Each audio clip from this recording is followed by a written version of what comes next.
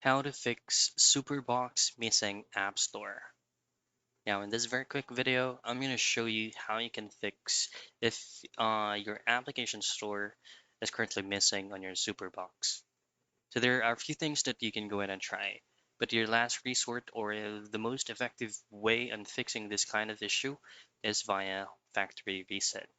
Now it's going to be depending what specific type of Superbox you're using, if it is going to be S7 Max or S6 Max or S6 Ultra, the process is going to be the same. Now, of course, all I have to do is you can go directly into your Superbox settings.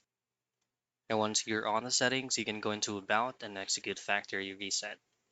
Once the TV relaunches, you should be able to see the App Store again. If not, then you're going to have to execute the factory or the default reset into the physical box. So at the back of your box, there's actually a lot of ports visible, which is going to be for TF cards, Type C, USB 3.0, or the restore or reset port. All I have to do from that is to use any kinds of pinching tool that you can use on your end for you to pinch it for around 3 to 5 seconds until it turns off and turn back on again. So those are the things that you can do for you to fix Superbox missing App Store.